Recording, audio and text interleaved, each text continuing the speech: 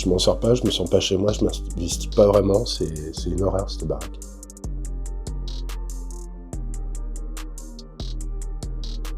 Je suis propriétaire depuis 2004. On a voulu bien faire dans cette maison, on a fait plein de travaux. Je me suis fait arnaquer par plein d'artisans. J'ai acheté cette maison, j'ai réinvesti quasiment les 3/4 de la somme dans des travaux. Aujourd'hui, elle est comme ça. Et c'est une maison des années 60. L'isolation intérieure comme extérieure, il n'y en a pas. Elle est très énergivore. Quand on est arrivé, déjà, on avait changé toutes les fenêtres. Il y avait une légère malfaçon dans la pose des fenêtres. L'humidité, quand même, s'est installée. On a beau frotter, des choses comme ça, c'est de la moisissure qui revient en permanence, quoi. J'ai développé des allergies, et puis maintenant, je suis asthmatique. Ça fait quand même 20 ans que j'habite ici. On avait refait toute l'isolation. Et les maçons savaient pertinemment que l'isolation n'allait pas tenir, puisque la terrasse prenait l'humidité. On a mis un été pour éviter que ça s'écroule.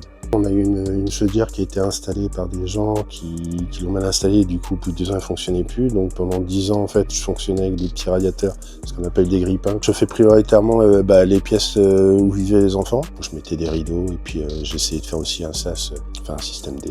J'en avais pour presque 600 € de chauffage, sachant que je chauffais pas tout. Un damar et un pull, et on supporte. C'est déprimant, ouais.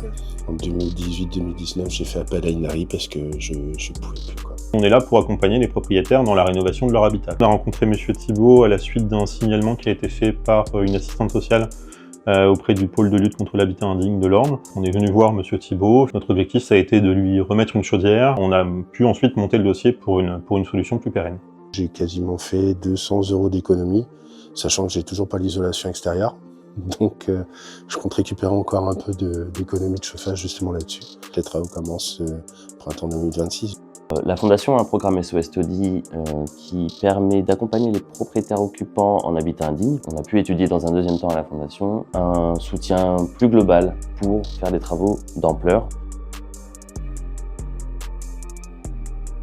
Dans le partenariat avec les opérateurs, on travaille en étroite collaboration. Ils accompagnent des ménages qu'ils rencontrent sur leur territoire d'intervention. Ils sollicitent la Fondation par l'envoi de demandes de financement. Le programme SOS Taudis va intervenir justement sur le reste à charge. Il ne faut pas hésiter à se rapprocher de l'assistante sociale, des opérateurs en place, de façon à être accompagné. On a des solutions de financement tierces via la Fondation, via les villes, via les régions, via les communautés de communes. Pas avoir peur de se dire il y aura un reste à charge trop important, on essaye de trouver des solutions. Et la presse en profite avec mes gosses.